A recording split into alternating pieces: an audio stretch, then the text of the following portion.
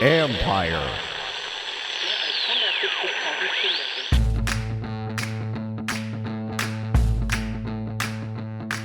Hello and welcome to my podcast. Do me a favor, subscribe to the John Keim Report.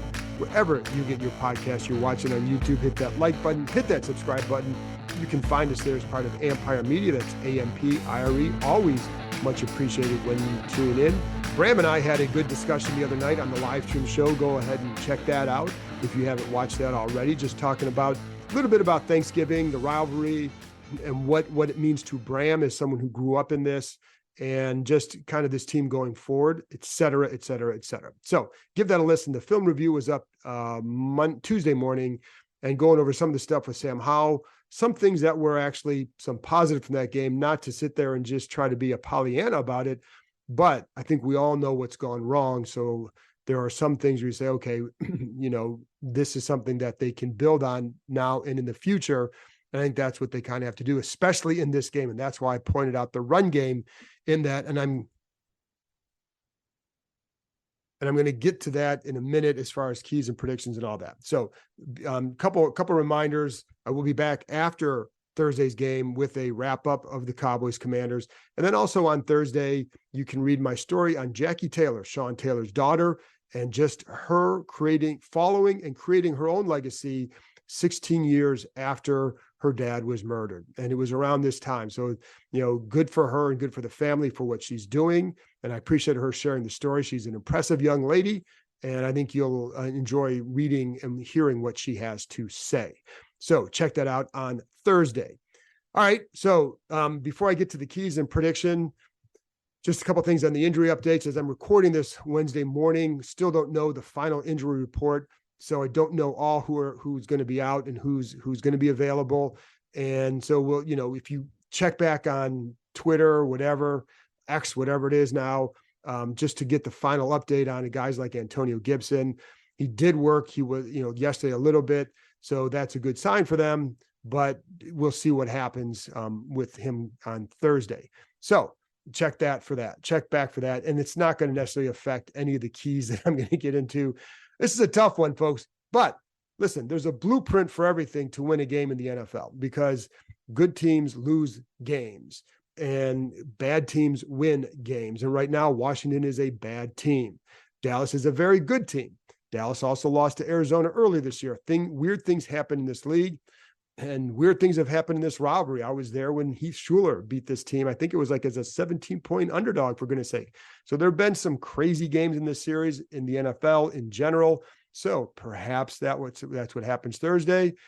I would just say, make sure you're having a good Thursday with family and friends. And if this team delivers for you, it's a bonus. So let's get into some of the keys for this game. Number one, the big key, more runs. This does not mean you have to completely abandon the whole, I want to throw the ball philosophy. I want these extended handoffs. That's all fine. But the goal of this thing is not to just run your offense. It's to try what's the smartest way to win a game.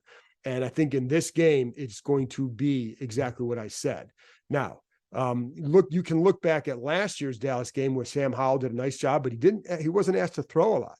And, so why is that? And they did run the ball fairly well, but they did that because the defense was playing at a far better level than it is now. So they didn't have to, they could get away with some longer drives and a couple field goals early because the defense was actually helping out, and they made Dak Prescott look bad. And so that was, you could take that philosophy, but I'm going to get into the runs here first. So why do I say this? Well, I felt like last week, this is why I talked about the run game on the film review on Tuesday, because I felt like they did a better job. And I felt like Brian Robinson did a really good job being patient, showing the patience they needed him to show. He's getting to that point. And it's important, and it's going to be important in this game, but it was important last week because you could see him drawing in linebackers, setting up blockers, making good cuts off that. For the most part, he did a good job. I think Chris Rodriguez did as well. And I think Antonio Gibson, before he got hurt, was having some of his better games, mostly as a pass catcher. And so, but anyways, I think the ability in this game to draw cut, some jump cuts is going to be very big. And this isn't about just time of possession, because if all you do is possess the ball and don't score, all you're doing is you're allowing a team that can score fast to score fast and build a big lead, and you've got nothing to show for it. So I think that's something, because Dallas can score in a hurry. So it's not just about time of possession and keeping the ball away, because they can score fast. So if to me, it's about the best way to move the ball against a defense that is not as strong against the run. They rank, they rank 24th in first down runs, in yards allowed on first down runs. They have Jonathan Hankins just playing in the middle. You guys know he visited here once upon a time. Used to get asked a lot about him. That's great. He's a good player, but he's not Dexter Lawrence. And they had a trouble last week against the Giants because of Dexter Lawrence. And I think Tyler Larson against Hankins is a better matchup for them. And I think that's more strength and strength. And I think, Lawrence combines some quickness with it. And I think that's one way that you can take advantage of that. The other thing, but here's the thing, this is why I say it's not just about time of possession or just running the ball, because it's not just about running the ball, but I do think it's an efficient way that you can move against this defense and get ahead of the sticks, put yourself in better third down situations. But here's the thing. Last week, Carolina played Dallas. In the first half, they averaged, I think it was like 5.6 yards per carry in the first half. They trailed at halftime 17-3. So you're going to have to do more than that. But it is an effective way to move the ball against this team, and it can be done. Dallas is aggressive coming up. So their linebackers are going to come up. You press the hole right, their linebackers are flying up. They want to make some big plays in the backfield, and they do. And so they're going to drop you for some -2 carries at times. But if you make a guy miss, you're going to get 10 yards. So they are going to be aggressive coming up. So the pressing the hole, cutting off that can be effective if they do it. And that's why I said Brian Robinson, what he showed last week is what he's going to have to show on Thursday to get that going. There is so much to be thankful for: family, friends, food, and NFL football all week long. DraftKings Sportsbook is keeping your Thanksgiving week full of action. New customers can bet just $5 on the NFL action to score $150 instantly in bonus bets. No matter your appetite, there's something for you. Money lines, parlays, props, live bets, and so much more. You name it, they've got it. So download the DraftKings Sportsbook app now and use code KEIM, K-E-I-M. New customers can bet $5 on the NFL Thanksgiving action to score $150 instantly in bonus bets. Only on DraftKings Sportsbook, an official sports betting partner of the NFL with code KEIM. The crown is yours. Gambling problem? Call 1-800-GAMBLER. In New York, call 877-8-HOPE-NY or text HOPE-NY. In West Virginia, visit www.1800gambler.net. Please play responsibly. In Connecticut, help is available for problem gambling. Call 888-789-7777 or visit ccpg.org. On behalf of Boot Hill Casino and Resort, must be 21 or older in most eligible states, but age varies by jurisdiction. See DraftKings.com/sportsbook for details and state-specific responsible gambling resources. Eligibility and deposit restrictions apply. Bonus bets expire 168 hours after issuance. Terms at sportsbook.draftkings.com/football terms. Problem is you're going to have to finish drives. So to do that, you're going to really have to then throw the ball, but you put yourself in a better position. Do get some first downs. So if you do have to end up punting, you're pinning Dallas deep, making them go a little bit further than they want to, but you are going to have to throw the ball at some point to win. This isn't about going 70% runs versus 30% passes. If that's what it takes, that's what you do. But it is about running a little bit more and putting yourself in a better position and keeping them a little bit off balance, because when they get into third down mode, they're going to be tough for this offense to stop as far as the protection, et cetera. So, but the thing is, more runs, please, because I think that will help this offense. And I think it's a good way to move the ball against the Dallas defense. So the second key, eyes on Micah. Do I really have to go into this one? But I'm going to. The guy's a tremendous player, and he's a game changer. So, and someone who loves football, he's a lot of fun to watch. And I will say this, and I talked about this on the live stream show, and one of the reasons I enjoy watching what Dallas does up front, and even New York, is because they use, especially Dallas, though. Dallas has some good pass rushers, including Micah, obviously. But they move him around. It's not a stagnant pass rush. It's not hey, we're going to line up these 4 guys and we're going to go forward. It's not that. And I know it's not as simple to say that's all Washington does. However, they don't do anything like this, and they put their pass rushers in position to really make some plays. And I know it's funny because when Chase Young was here, you hear a lot like, well, they should use him like Micah. He's not Micah Parsons. So you can't use him like Micah Parsons. There were times they would rush Chase inside, and it didn't go as well as I thought it would, because I was an advocate of that as well. And my point in that is not to certainly not to criticize Chase Young. It's not that. It's just saying that Micah is a different dude. He's a different athlete as a linebacker, and someone who can rush from the 3-point stance inside, stand up and all that. Very few teams have a guy like that. And I don't think I think that one team has a guy like that, and it's Dallas, and he's going to be playing on Thursday. And so that's a problem. But the point is, and you can, for those of you who want to criticize how Washington has done with their line and the lack of whatever, that's all fair. Now, Washington has two very good tackles, so that's why you don't want to do some of that stuff. However, I do like what Dallas does with their line, and they create situations for Micah Parsons to win all the time. So look at on the first series against Carolina. First series, lines up inside as a right tackle. He lines up at the left defensive end, stand up over the middle, right defensive end, loops inside. And then another time where he's a little bit wide of the guard, gets inside, guard whiffs. Point is, he was all over the place. So you've got to know where he's at. And there are times, there's one play where he starts up over the left guard, and he's standing up. And the center and the left guard, he starts where center and left guard are both looking at Lawrence coming inside. And they don't really have eyes on Parsons, and he comes around the outside. And it's a little bit of shove, but like, how do you not have some eyes on that guy? Both the eyes were inside at Lawrence rushing inside. And so you have to have eyes on him, because he's going to be coming, right? So he's going to be rushing the passer. He's going to be coming to get the quarterback. So you've got to have eyes on him.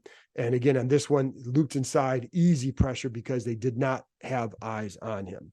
And he's really good when you have, you see a situation where the guard and the center, they're both kind of getting their arms out there in case a guy comes inside so they can kind of push and all that. He's really good at squeezing through that because he's quick. So you might get him, but he's going to be a little bit step ahead. So he's going to squeeze through because it's not some lumbering guy coming through. It's a guy who's pretty damn fast and quick and athletic. So if you don't handle that right, he's going to pressure, because that's just what he does. And against this team, that would be my biggest fear. Dallas has the best pressure rate in the NFL, and their pass rush win rate is like over 60%, maybe 66%. Their pressure rate is like 39% of passing downs. They're going to pressure you. This team, of course, we know is giving up pressures. And so that's going to be a key. So one way to deal with him too is then one thing they did well in that finale last year. Now it's a different offense, different coordinator, different guy calling plays. But Eric Bieniemy has been calling for some quicker throws lately. That's one way to do it. The mesh concepts are going to, Dallas likes to, when they're bringing pressure, they're going to be up and playing press. So you can try and run some of those, get some stacks, some rubs, some mesh concepts going, and that's a way to do it. The receivers have to win better than they have been, period. And that's one of the problems that I think one of the things that's kind of jumped out this year is they have not won as quick as they needed to, because I think that's one way you're going to have to win. Shoot, last year against them, this is where Dotson had a really good game running after the catch, and Howell was very good at getting rid of the ball, getting him in stride, getting to him early. So there's some cracks in there. If you can do that, you can create big plays for yourself. Because while I say like a difference in that game last year was this defense was playing much better, the offense did a nice job of creating creating situations for guys to run after the catch. And they're going to need to get that this time. But with this pressure and, the quick throws are going to help, because that pressure with Micah Parsons will be coming. He's not the only guy to worry about, but he's going to be the main guy, because other guys are going to get you. There are going to be some other guys get you, but he's the one that you always have to focus on because of how he moves around, et cetera. And then you have DaRon Bland he's getting a lot of pick sixes this year, and Dallas has scored a lot on defense. Bland likes to undercut the throw, and I think you have to, as for Sam Howell, you have to know that and throw accordingly. And there was one, I think it was against Carolina maybe, where he undercuts the receiver on a little crossing route. So instead of trying to lead him, maybe you got to throw over the top and kind of lead him to an area, just be aware that he's going to undercut the throw. And they know that. Washington knows that very well. It's on film, but they know it very well too. So there will be chances for plays. It's not like this is the most dominant defense ever. It's just the pass rush is really concerning, and how they play the coverage behind it is as well. So you can get some phase, maybe some deep back shoulder throws, because I've seen that Carolina had a couple of those as well. So there will be plays, but you've got to handle Micah Parsons to be able to get some time to do that. And so, and there you go. Some more maybe more 7-mans, or certainly the backs have to be good picking up guys, but know where Micah is at all times. The Adventure Park at Sandy Springs holiday sale is here. Save 30% or more on climbing and zip lining gift certificates, season passes, axe throwing packages, and more. Our families have enough stuff. This year, give the gift of experience and adventure. With 8 different levels, 16 courses, 250 climbing obstacles, and over 4,000 feet of zip lines, there is something for everyone. Visited already this year? The courses evolve with the trees around them, so each experience has something new to offer. Named Best Amusement Park in the DMV 2 years in a row, this is an opportunity you won't want to miss. This is their biggest sale of the year, and purchases never expire. While the sale runs until Christmas Day, the earlier you buy, the bigger the savings. The perfect gift for families, coworkers, and friends alike is waiting for you at www.theadventurepark.com/kind. That's www.theadventurepark.com/kind. And that's KEIM. Last one, going to go back to the eyes. Eyes on CeeDee Lamb. Got to know where this guy is too, because he and AJ Brown are having phenomenal years. And fortunately for Washington, they're both in the same division. You get to see those guys twice a year. How lucky are they? And, he's having a great year. And he was not playing like this last year, but he's having a tremendous year. He has 22 pass plays of 20 yards or more. That leads the NFL. This team gives up the most pass plays of 20 yards or more. This is a problem. This is a problem, folks. He also, there was one throw where Dak Prescott gets it. He's actually, I think it was against Carolina. Carolina or the Giants. It was Giants, because it was Banks covering him. And it was just actually good coverage. Throws it down inside, running on the outside, just outside the numbers, throws it down inside. And Banks is kind of there inside, has a little bit of his right arm, but Lamb just reaches out with his left hand and pulls it in stride. It was, I don't know, it was a phenomenal catch. I don't know how you defend that much better. How many guys are going to do that? We've seen a lot of big plays missed this year because guys can't make that kind of a catch. And I'm not even saying that, in some cases it's like, I don't blame them, because who can? Well, this guy can, and AJ Brown can, and they make those plays. Washington's receivers have not done that this year. There have been too many drops or too many near misses. Just on some that could be really big explosive plays. Lamb makes those. So that's something that you have to contend with. And then in the red zone, you really have to watch him, because Dallas will do some different things with him. And, for example, it was in both times in the New York game, the play where you're going to get, he was lined up on the right, kind of runs a motion inside to going from left to right, lines up on the left, going to run a motion from left to right. Then midway through, he abruptly turns back and lines up on the left side again, just tight formation inside, and Banks goes with him. And then he immediately at the snap sprints out to the right. Banks has an outside leverage on him, so he's not in position to do anything. So that ball goes to Lamb. It's a touchdown, except that the backside safety is aware of this. He comes up and makes the play. And so he ends up making the stop because his eyes are in the right spot. You see Lamb, you're handling your responsibility. You come up and you make the stop. So this is, I think, inside the 5-yard line. And I think it was for like a 2-yard. It was certainly for either no gain or 2-yard loss. Now, a few years ago, Cam Curl made those kind of plays for Washington. And I think it was the game they won where Gibson went crazy, right? But Cam Curl made some plays like that where it's like, you're in the right spot, you're doing your job, your eyes in the right spot, and you make the play. But you got to know this because they're going to do it. Then also in that same game, little fake play action left and a little end around to the right for Lamb, backside safety. Everybody's looking inside, or everybody's looking to the Dallas's left, because that's where the fake was. Here you have, and Dallas makes one block on the outside against Thibodeau, and he cuts inside, and it's an easy touchdown because nobody's eyes were on him on that play. He's running an end around, so the backside guys have to be aware when you're in that scoring territory that this is something that they could do. So be aware of that, and that's because all the other things that makes this guy dangerous, how they use him sometimes also makes him dangerous as well, because they're going to find ways to get him the ball. The O-line has been good enough. The last 2 games, I don't think they've given up a sack. You can get some pressures against the right tackle, Terrence Steele, but the line hasn't been getting a sack. Now, part of that is Dak Prescott has the 5th fastest time of getting rid of the ball. So he's going to be hard to get to. So you have to kind of adjust accordingly. It's a little bit more like a Mac Jones situation where are you going to really get to him? Probably not. So you're going to have to play good coverage. And that's my big concern with this group, because they haven't shown any reason to believe that this is going to be the game that everything just clicks for them, because what is the proof of that? The last few games, they give up these big plays and they have blown coverages. And I go back to the New England game where I asked the coaches after that game, are you concerned that while New England only hit a couple of those big plays, there were multiple chances for them because guys were left uncovered or not covered well, and it just created a lot of separation. The players were just missed. And the answer was no, because the plays weren't converted.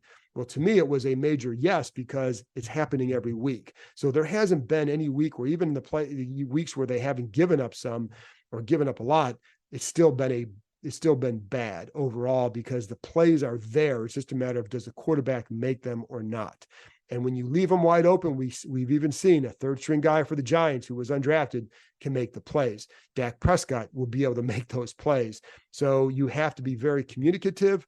Will they? I don't know, because again, like even in the big one against the Giants last week, the 40-yarder, Percy Butler's trying to communicate it, and it didn't get through for whatever reason, whether it was they didn't hear, or whether it was maybe there was confusion over the call, or the confusion over like what they're supposed to do with that call. Whatever it is, it wasn't working. And so that's a problem. And it could be a problem Thursday if you're not careful. It'd be nice to see this defense make some plays where you can actually get the ball back for the offense. It'd be nice to see the offense not turn over 6 times. I do think, but anyways, what doesn't matter what I think about that, because I think the whole thing is know where CeeDee Lamb is. There are other weapons on this offense. Tony Pollard's starting to run pretty well. The tight end's doing a nice job.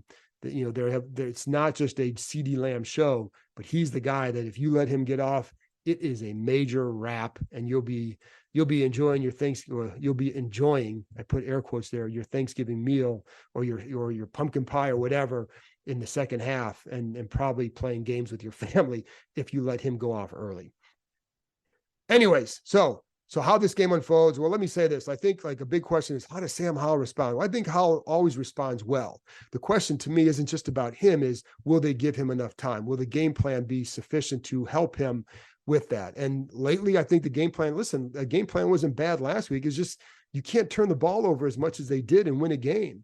I liked the mix of the run pass, and I liked not just the mix of run pass, but just what they were doing to create those situations. They were moving the ball. And so it wasn't a matter of that. So if you eliminate the turnovers, this offense can do something in this game if you protect Howell and if you protect the ball. Because if you give that ball up early, it's just over. If they lose any turnover margin in the negative for these guys is a big L. So you have to take care of the ball. But the game plan, I felt, the game plans have been pretty good the last several weeks. So if you continue along those lines, I like the way this offense is trending, but you've got to give Howell the time and protection. And because to me, like, this is about measuring Howell, but you also have to measure him under how is this group able to protect him? And again, sometimes it's on him, sometimes it's on them, sometimes it's on a call. But how is that going to play out, and how does he handle it? So I think he'll handle it well. I have a lot of faith or confidence that he can do that, and so do they. However, I don't have any confidence in this defense, and Dallas is playing at home. I will say Washington's done pretty well there when they're double-digit dogs. So you got that, they have that going for them. But I like Dallas in this one, 30-21. And I think, anyways, I'll just stick with that score, 30-21 Dallas. That's it, folks. That's all I have to say. I'll be back after the game, wrapping up the Commanders Cowboys. have a happy Thanksgiving. I hope you enjoy it with your family. And I hope you always know how much I appreciate you tuning in, especially when this team is not performing for you guys as you would like. But the fact that you come back and you want to hear what I have to say about it, or my guests have to say about it, I always appreciate it. So happy Thanksgiving to you, and I'll talk to you next time.